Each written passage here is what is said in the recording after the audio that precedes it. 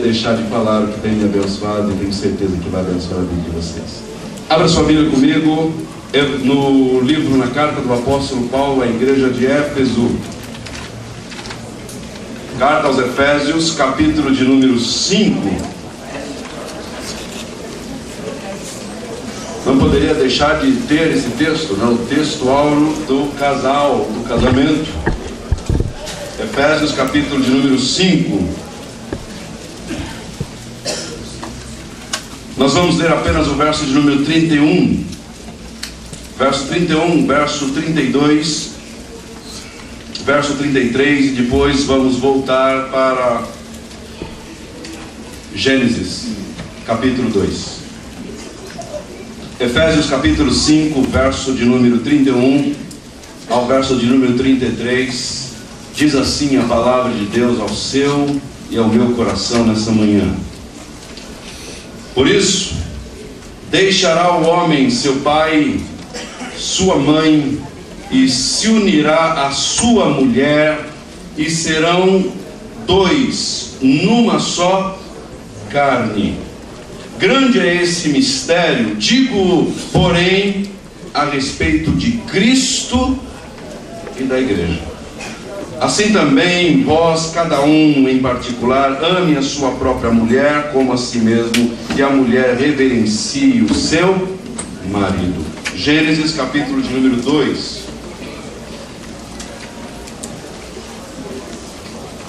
Verso de número 24.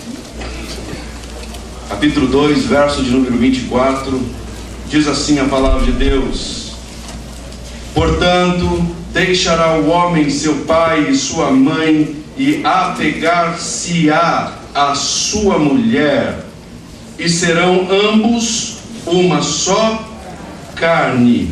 E ambos estavam nus, homem e mulher, e não se envergonhavam. Curva a sua fronte, oremos ao Senhor.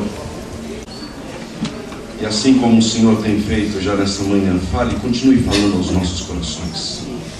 Queremos continuar adorando ao Senhor, enquanto nossos ouvidos estão abertos, ouvindo a Tua voz. Glorifica o Teu Filho em nós e através de nós. Apesar de mim, Senhor, fale aos corações de cada um dos Teus filhos.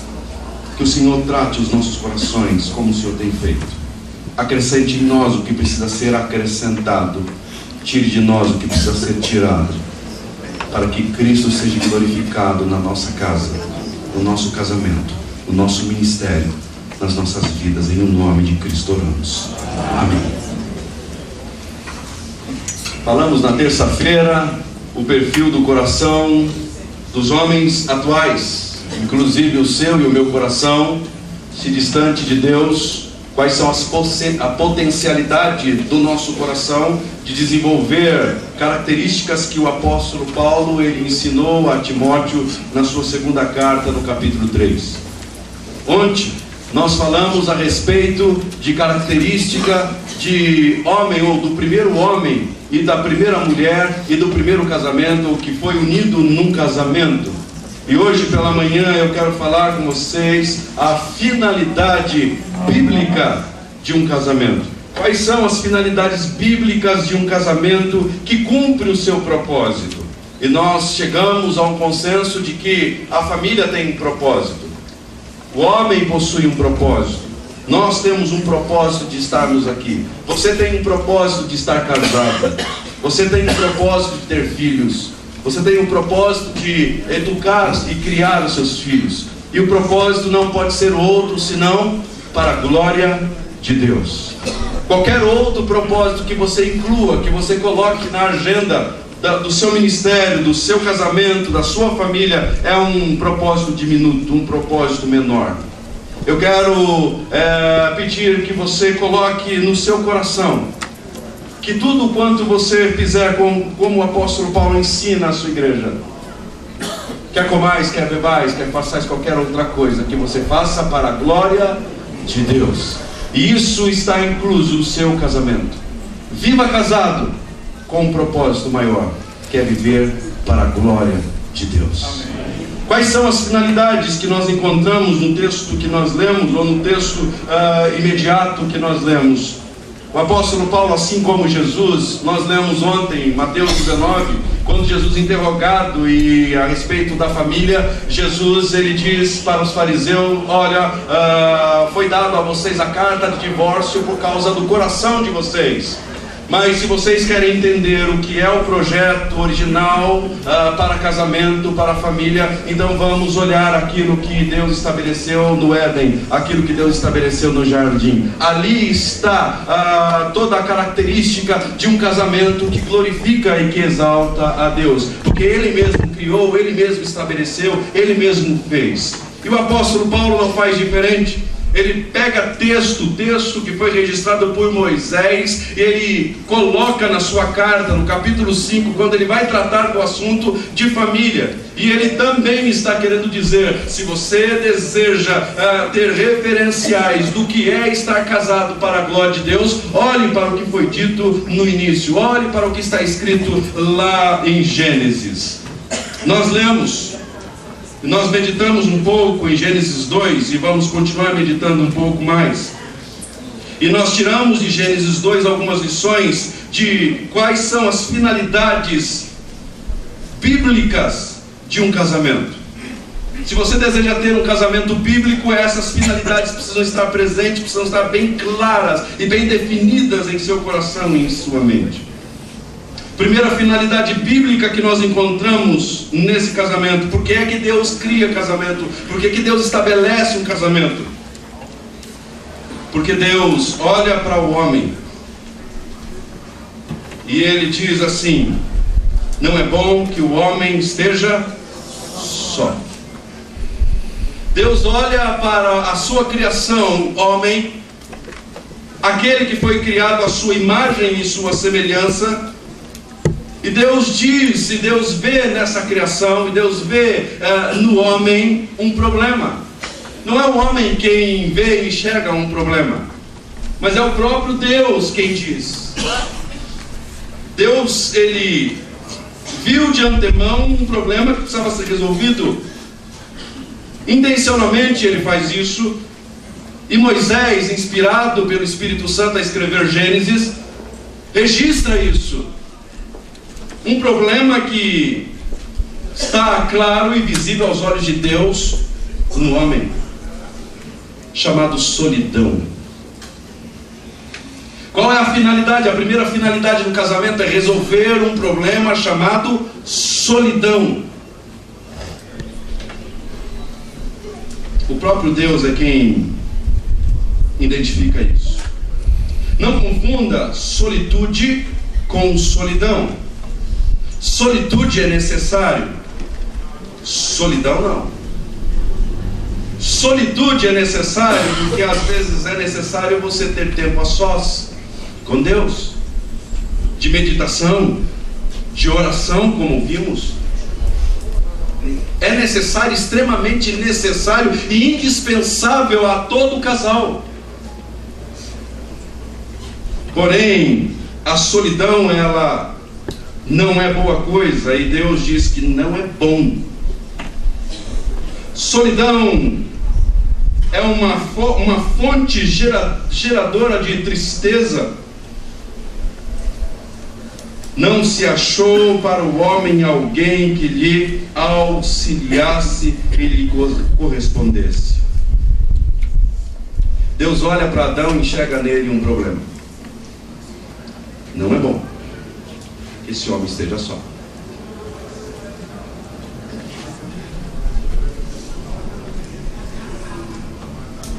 O grande problema ainda existe dentro de alguns casamentos. Continua sendo a solidão. Cônjuges casados, porém só, separados. Cônjuges só, distante um do outro. E Deus olha para Adão e diz: não é bom que ele esteja só. Se casamento é uma viagem, e uma longa viagem a dois, Como é desagradável viajar com alguém ao seu lado que está dormindo.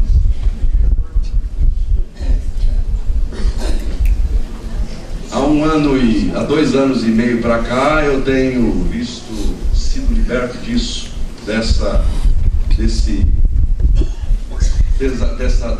desagradável situação. Minha esposa, toda vez que entrava no carro e a gente ia viajar, virava a esquina, ela já estava dormindo. Como é ruim viajar.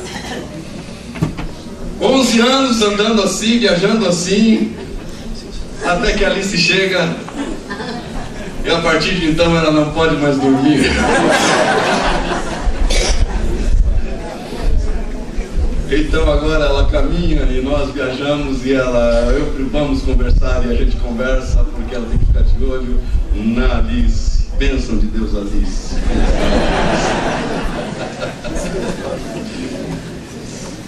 Mas o grande problema é quando no casamento um dos cônjuges está só.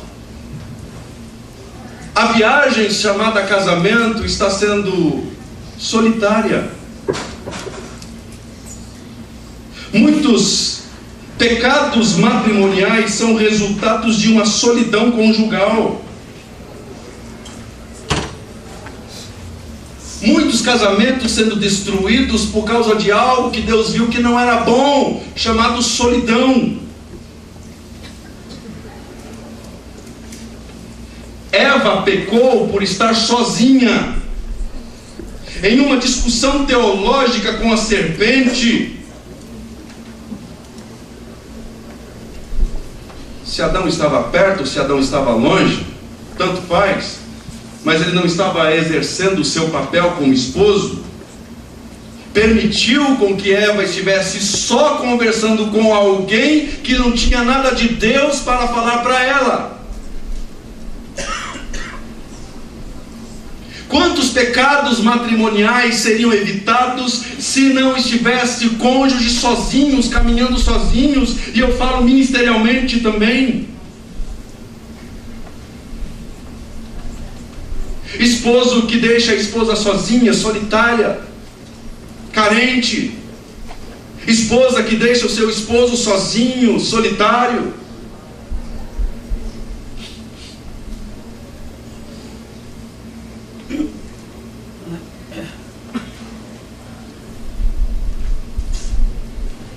Você inclui a sua esposa em todos os projetos que você tem feito? Projetos curtos, médio e longo prazo? Você inclui o seu esposo nos seus projetos curto, médio e longo prazo? Você aprecia a companhia da sua esposa, do seu esposo, em todos os ambientes e diante de toda e qualquer pessoa? Você admira a companhia e a pessoa do seu cônjuge? Você elogia o seu cônjuge? Secretamente ou publicamente? Se existe uma pessoa de quem eu quero e sempre gosto de receber elogio, é da minha esposa. Como é gostoso. Esposa, qual foi a última vez que você elogiou o seu esposo? Depois de uma pregação, qual foi a última vez que você chegou para ele e disse: esposo, fui abençoado por essa mensagem?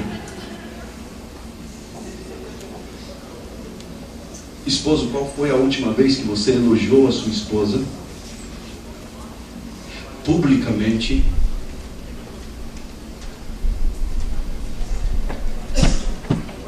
Você investe tempo com sua esposa? Você investe tempo com seu esposo? Esses dias eu precisei conversar com minha esposa, porque a Alice resolveu um problema, mas trouxe outro.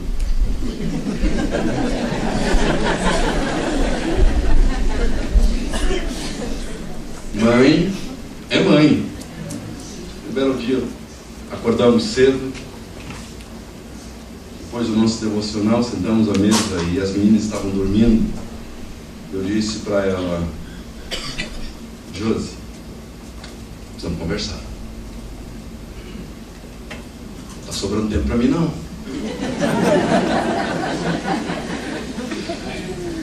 Vamos fazer o seguinte: vamos pelo menos uma vez por semana levar uma para casa da sogra e outra para casa da sua mãe.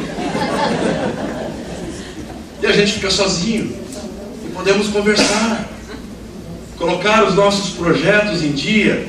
E esses dias de manhãzinha cheguei lá na casa da minha mãe, bateu, a minha mãe olhou para fora: o que está acontecendo? Minha mãe mora numa chácara, né? Meu pai mora numa chácara, e cheguei lá de manhã, bati, minha mãe saiu um pouco assustada. O que será essa hora de manhã? Sou eu com um presente no braço. Alice! E Alice, olha que ela abriu o portão. Alice, bença, vó, bença, filhinha. E pegou a minha filha e: mamãe, só volto 6 horas da tarde.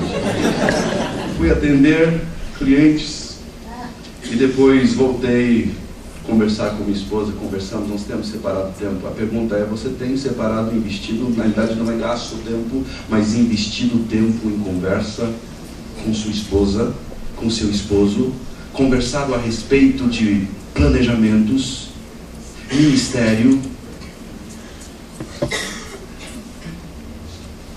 pecados, tentações? Você tem investido tempo em oração e estudo bíblico com seu cônjuge? Talvez você está todos os domingos ministrando nos púlpitos, mas você esquece que o seu primeiro ministério não é a sua igreja, é a sua casa, é a sua família.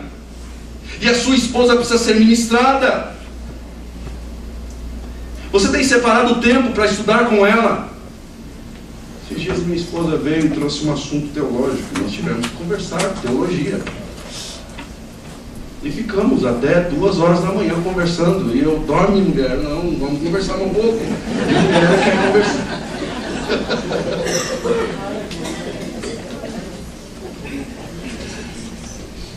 A solidão é um problema que o próprio Deus identificou no homem e viu que não era bom, e continua não sendo.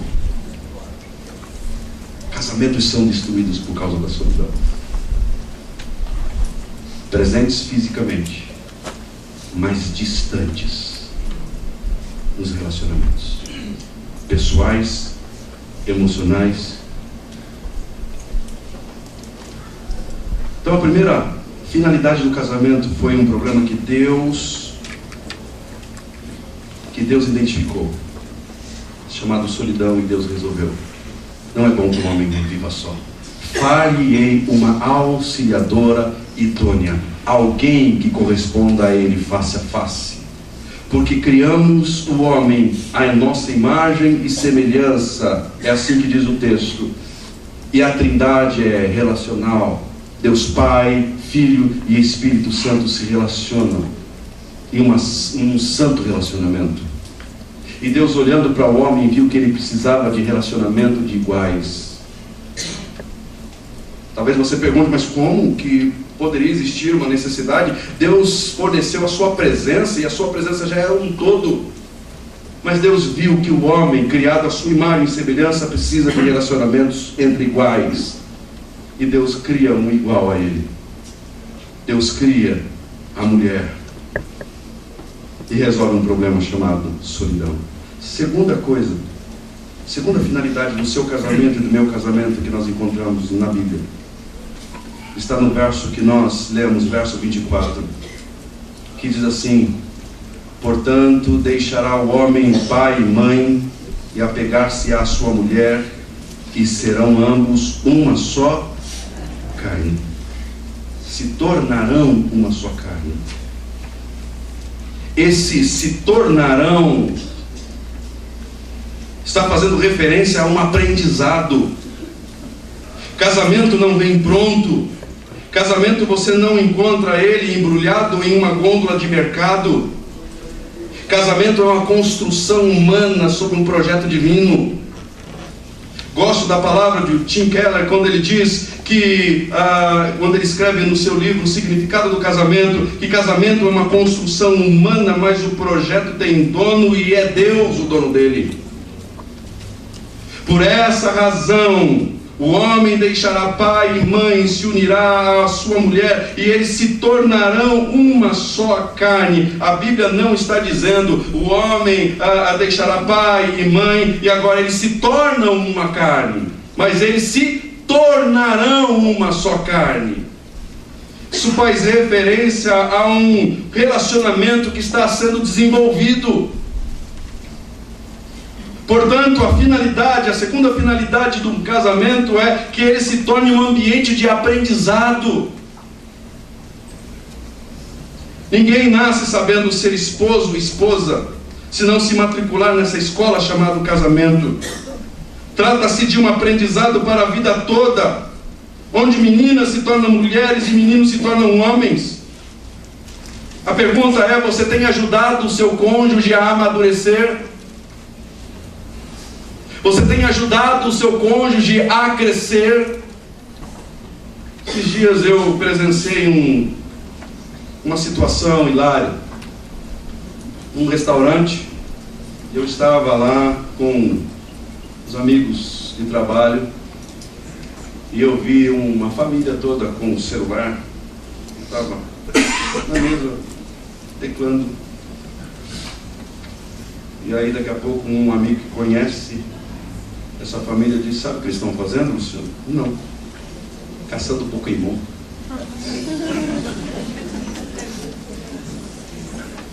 O pai, a mãe e a filhinha e a mãe grávida esperando um nenenzinho que também deve estar caçando Pokémon. Não crescem. O ambiente familiar, a finalidade dele é que seja um ambiente onde há aprendizado contínuo, desenvolvimento contínuo, crescimento contínuo, amadurecimento contínuo. Isso é se tornar um.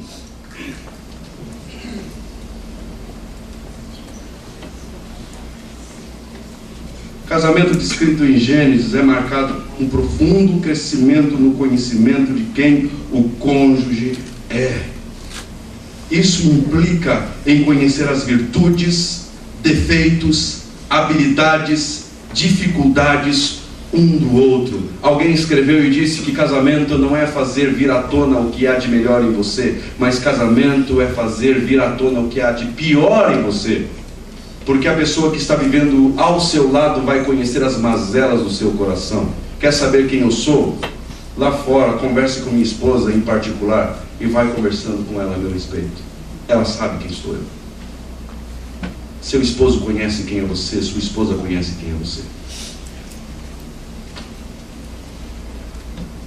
Verso 25. E ambos estavam nus, homem e mulher, e não se envergonhavam.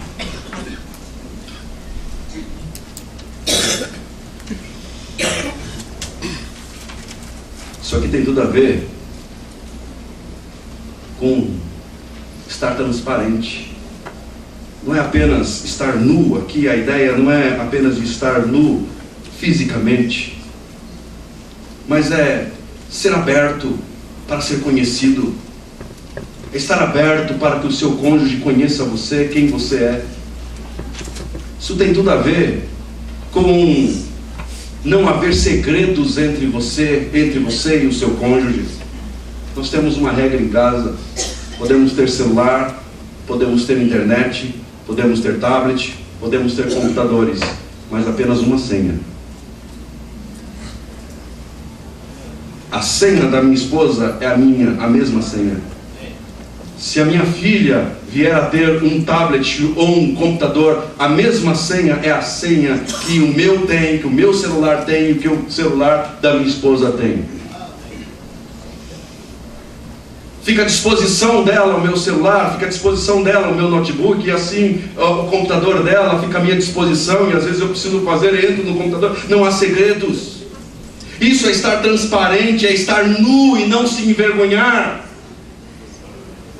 O grande problema hoje é por estarem sozinhos, a sós, tentações vêm, e agora começa a vir, a porta se abre para outros pecados, e aquilo que era para ser um relacionamento transparente, agora não, é privado.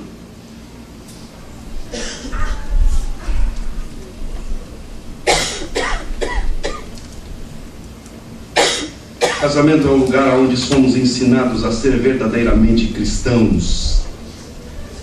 É nele que aprendemos a ser como Cristo. Como? Nele aprendemos a amar.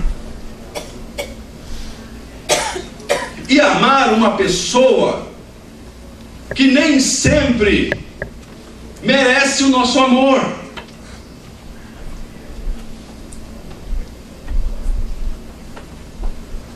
Viver casado é você aprender a ser misericordioso diante de uma pessoa pecadora. Seu cônjuge é pecador, seu esposo é pecador, sua esposa é pecadora. E você tem que exercer misericórdia muitas vezes.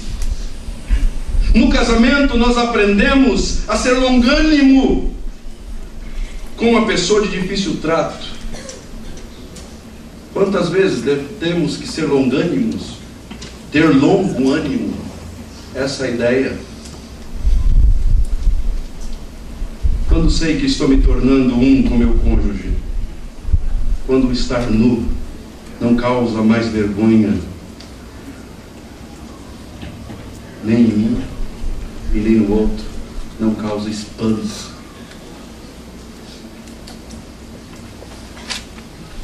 Quando não existem segredos entre nós, mesmo segredos inocentes. Um outro aspecto do casamento. O casamento precisa contribuir para o crescimento. É no crescimento a respeito do reino de Deus. Seu casamento é um ambiente de aprendizado e profundo crescimento a respeito da vontade de Deus por meio das Escrituras. Qual foi a última vez que você leu a Bíblia com sua esposa? Qual foi a última vez que você teve um devocional com sua esposa? Qual foi a última vez que você orou junto com ela? Sua oração particular é necessária e precisa existir. É indispensável. Nós ouvimos ontem. Se você deseja avivamento, você tem que orar. Nós ouvimos hoje. Se você quer avivamento, você precisa orar. Nós precisamos orar. Quer um avivamento no seu lar, na sua casa? Ore junto com sua esposa. Mas tome cuidado com a oração. Não use a oração em meio de atacar. Ó Deus, o Senhor conhece essa pessoa, mude ela, porque ela está fazendo isso. Não. Esse tipo de oração você faz no particular, de portas fechadas. Com sua esposa você vai orar, abrindo o seu coração, tendo o privilégio de desfrutar desse momento maravilhoso que é a comunhão com Deus, com seu cônjuge. Ore. Todos os dias de manhã nós fazemos isso. E isso tem sido abençoador para as nossas vidas. Leia as Escrituras com a tua esposa. Leia as Escrituras com o teu esposo. Ah, pastor, mas o meu esposo não abre a Bíblia para ler. Auxilie-o. Chame-o. Esposo, leia um texto comigo. Vamos aprender um pouco. Seja auxiliadora. Você quer um homem bíblico? Ajude-o a ser. Ensine isso na sua igreja. Ensine as mulheres da sua igreja a ser auxiliadora dos esposos. Terceira finalidade e última finalidade do casamento. A finalidade do casamento é revelar algo maior do que ele mesmo. A finalidade do casamento bíblico é para ilustrar Cristo e a igreja. Efésios capítulo 5 que nós lemos. O apóstolo Paulo fala no verso de número 32. Depois de falar a respeito do casamento, a respeito do papel do marido, de amar a esposa como Cristo, de se entregar como Cristo se entregou, o apóstolo Paulo vai falar no verso 32: grande é esse mistério. Digo, porém, a respeito de Cristo e da igreja. A finalidade do casamento não é proporcionar felicidade, você tem que ter isso em sua mente bem resolvido. Casamento não é para te deixar feliz. Casamento é para você promover a glória de Deus. Felicidade será consequência disso. Finalidade do seu casamento é revelar aspectos de Cristo e a igreja. A felicidade é uma dádiva de Deus aos homens e mulheres que vivem conforme esse propósito. Felicidade não é um produto a ser buscado, é consequência a ser desfrutada. E aí você pode perguntar: como revelar Cristo no meu casamento? Como revelamos Cristo? Você revela Cristo através de um amor incondicional. Você revela Cristo através de um respeito e admiração. Você revela Cristo através da compreensão e auxílio. Você revela Cristo e a relação de Cristo e igreja através da compreensão e auxílio, através do companheirismo. Você revela essa interação entre Cristo e sua igreja através do perdão diante do erro do outro. Você revela Cristo através da confiança e perseverança. Você revela Cristo e a igreja através da humildade e desejo de servir o outro. Você revela a relação de Cristo e a igreja através de uma vida conjugal que expressa a santidade da relação de Cristo com a igreja.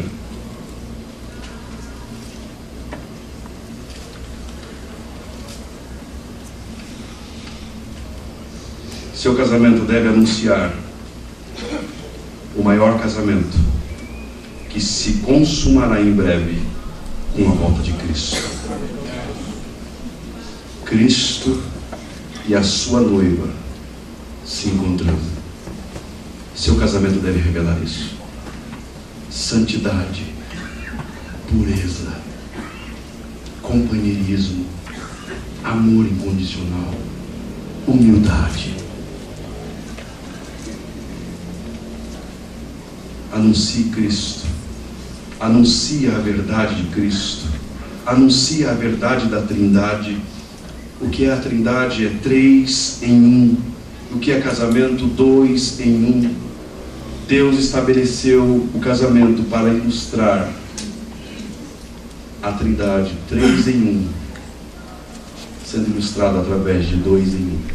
Seu casamento pode ilustrar perfeitamente. Concluindo, quais são as aplicações para o nosso casamento? Primeiro, solidão não é algo bom aos olhos de Deus. Deus é um Deus triuno, numa relação triuna e santa. Cria homens à sua imagem e semelhança, homens com a necessidade de relacionamentos profundos para expressar atributos comunicáveis desse Deus santo. Atributos que Deus comunicou a nós. Sua santidade, atributo dele, ele comunicou a nós para vivermos em santidade. O amor, atributo dele, ele comunicou a nós para que pudéssemos, em uma relação de casal, também exercer esse atributo. Tantos outros. Segundo, casamento é mais profundo. O casamento é o mais profundo dos relacionamentos entre os homens. E quando eu falo homens, é homem e mulher. Temos que deixar bem claro. Homem e mulher. Casamento bíblico é homem e mulher. Esses dias assistindo um vídeo nesses canais do YouTube, e ali os autores, os atores, fazendo uma representação desse texto de Gênesis. Um lá se vestiu de Deus, e aí um homem representando Adão está diante desse que representa Deus. E aí esse homem diz: não é bom que você esteja só. E daqui a pouco traz para frente um outro Adão.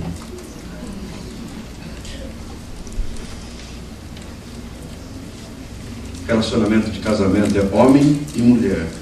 É bíblico. Ponto. É o relacionamento mais profundo entre os homens. Ele deve ser um ambiente de constante e profundo aprendizado.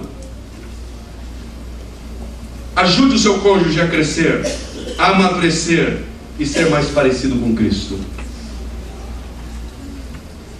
Terceiro e último, seu casamento deve anunciar e ilustrar uma relação maior do que ele mesmo. Deve anunciar a relação do Filho de Deus com a sua noiva, a igreja.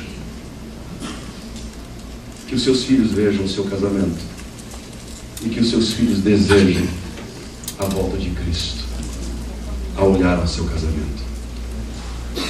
Porque ao olhar ao seu casamento, seus filhos vão concluir: se a relação do meu pai com a minha mãe é algo abençoador, imagine a relação que se irá consumar do casamento perfeito, Cristo e a sua noiva, a igreja. Anuncie isso através do seu casamento. Isso é viver para a glória de Deus. Não diminua o propósito do seu casamento. Não diminua o propósito do seu casamento apenas a busca egoísta de uma felicidade passageira e momentânea.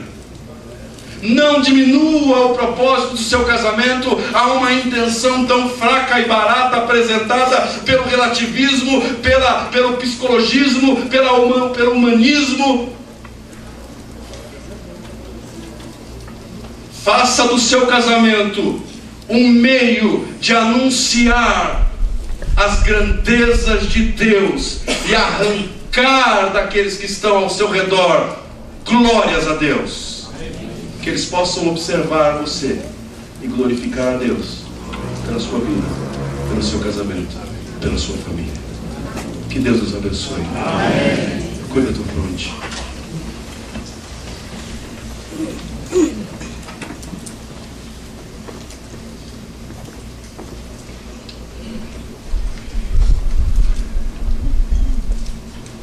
Ó Deus, diante de tudo que o Senhor tem falado aos nossos corações, pedimos, ajuda-nos a guardar tudo isso no nosso coração. Mais do que isso, auxilie-nos a praticar tudo isso que o Senhor tem nos ensinado nesses últimos dias. Que o nosso propósito de estar casado não seja um propósito banal, egoísta, vindo do nosso coração pecador, mas que possamos entender o propósito maior da instituição estabelecida pelo Senhor no Éden, chamado casamento, que está tão diminuída, tão deturpada pela sociedade atual. Ajude-nos, ó Deus, a continuar casados para a louvor da tua glória. Amém. Assim oramos em Cristo Jesus. Amém. E agradecidos ao Senhor, Pai. Amém. Que Deus abençoe.